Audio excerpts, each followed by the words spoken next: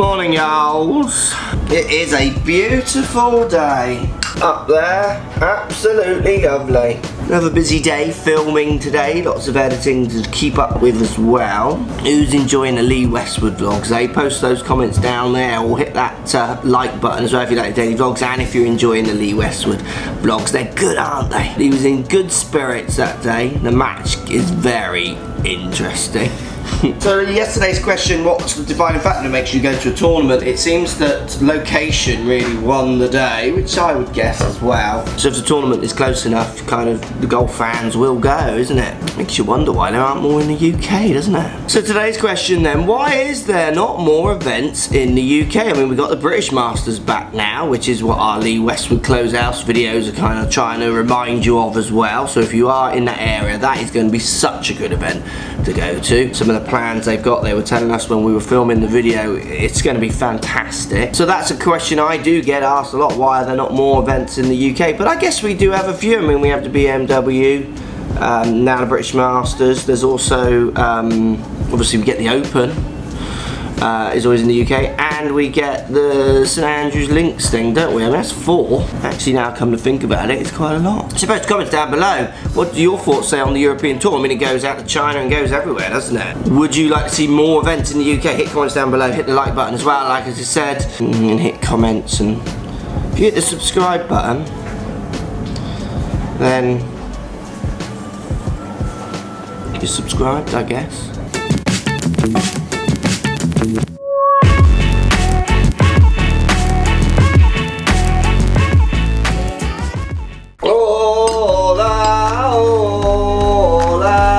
It's a lovely day. My love, what a lovely day it is today. So today's swing, we're going to look at a very common problem, but from the front on view, I think here gives people a kind of interesting look at a swing that would look relatively interesting and decent, I think, to the naked eye. So you see the crumple on the way through with the lead arm. Not massive issue, but he's doing that to encourage some face deliveries. Because of these angles he sets on the way down here between lead arm and club, and then also his wrist angle in there. So lots of people try to deal with this, often trying to fix this kind of chicken wing issue. That has to happen for this player to be functional. If you wanted to tidy that up, so maybe move past a little bit, face the path control by tidying this up, you would have to deal with how this person is working out how to come down into the ball. Ulnar and radial and extension and flexion in that lead wrist. More of that today. Right, school drop-off time. I'm wearing my happy hat for today's school drop-off. What do you think of Daddy's happy hat, guys? Oh, cool. I got Lex hat. Gap hat. Other hats are available.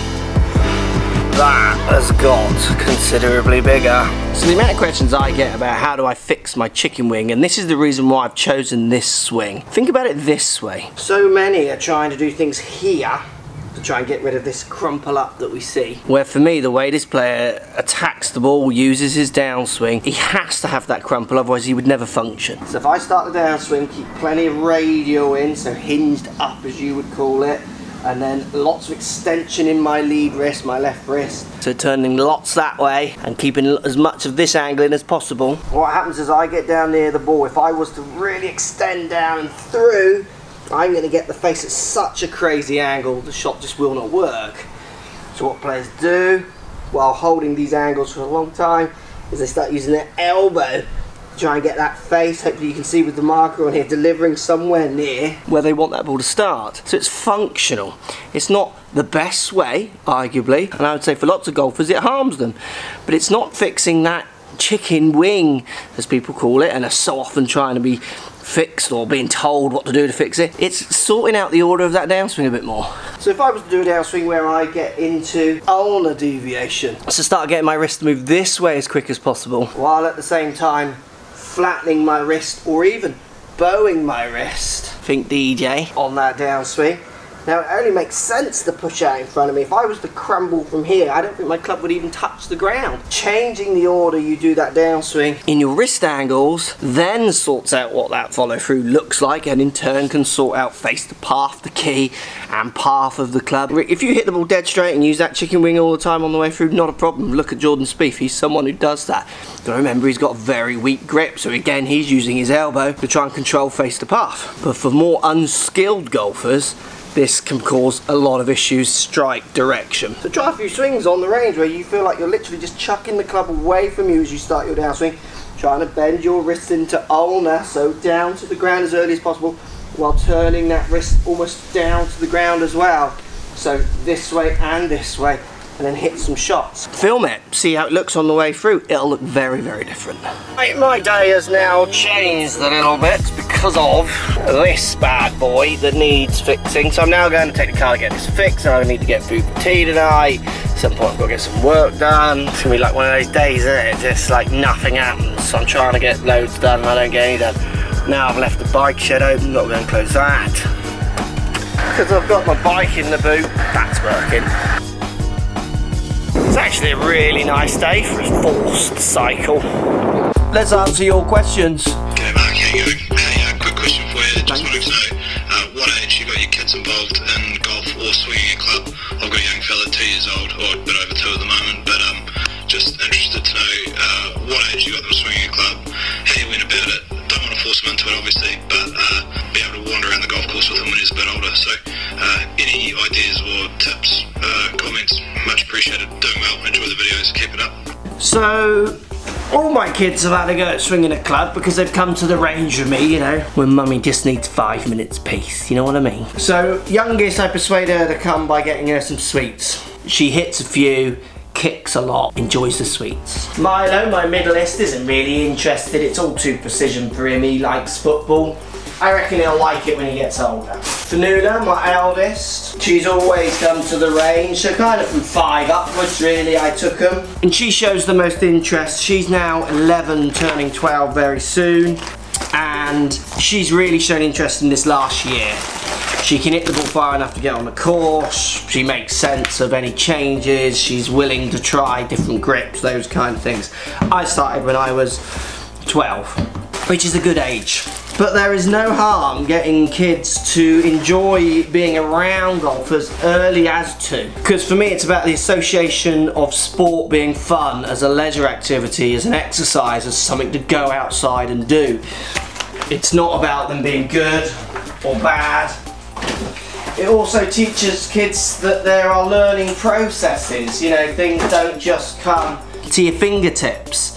In a modern world where devices are instant and offer kind of lots of their answers and entertainment, just engaging them in the real world with tools and objections and walking after things and then hitting it again. And so it doesn't matter what sport that is for me, it's the fact that they're outside engaging. And then there's that social element of golf as well.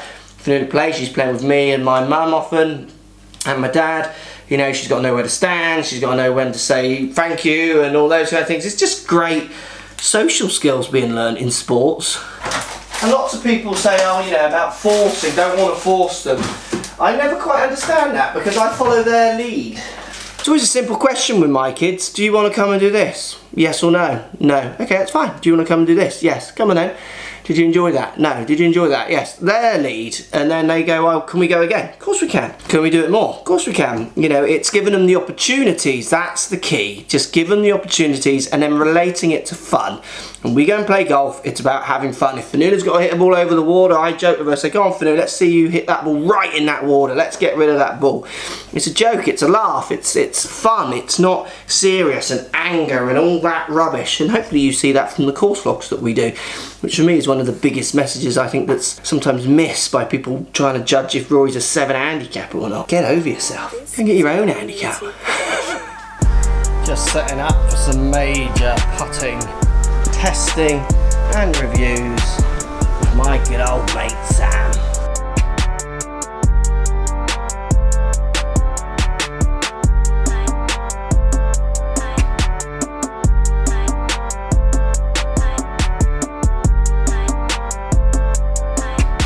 Right, next idea I want you to do, you can use loft, I've got a sand wedge here, or you can use like a 7-iron.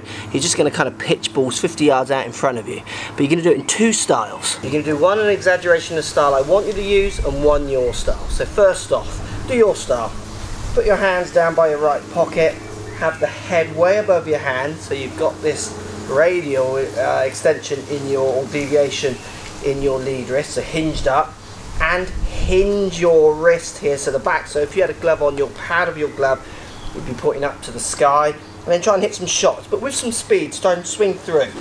And film it, see what happens, see if the ball goes to the right, what happens with your arms on the way through, and if you get one to target, see how your arms probably are crumpling up on the way through. Second way, so hands by your right pocket again, I want the head below your hands this time, so you're now in ulnar deviation, and I want that glove, if you had a glove on, the pad on the back of your left hand here, putting slightly down to the ground, then swing through. And again, film it with whatever device you filmed it with to send me the swing. See how your arms naturally want to extend out to hit the ball anywhere near target. There might be a tendency for it to turn a bit to the left, because it's an exaggeration of a wrist condition that might turn the face more left and take a bit of loft off. Doing these 2 drills really puts it in perspective for people how getting a more constructive wrist condition on the downswing, so wrist condition this way and this way, as well as this way and this way, then in turn completely influences how that follow through chicken wing position looks on camera. I see so many videos and people teaching people to do things here, kind of to try and get rid of this angle that they see, the chicken wing, those kind of things, because it is a popular search term. But you're not going to get any better. It's a reaction to what you're doing on the downswing. If you don't sort that out, actually making a better looking follow through with the wrist conditions you use will make you completely unfunctionable. Right, it's that time. Yes, please. I think I'm going to have one of these. Thanks for watching. See you all tomorrow. Barbecue is just about to begin. Remember to thumbs up the video, hit that subscribe button down below as well, and gonna leave me those comments on today's question. Can't wait to hear what you've got to say. See you all tomorrow. Have a good evening. I'm starving. That beer tastes good.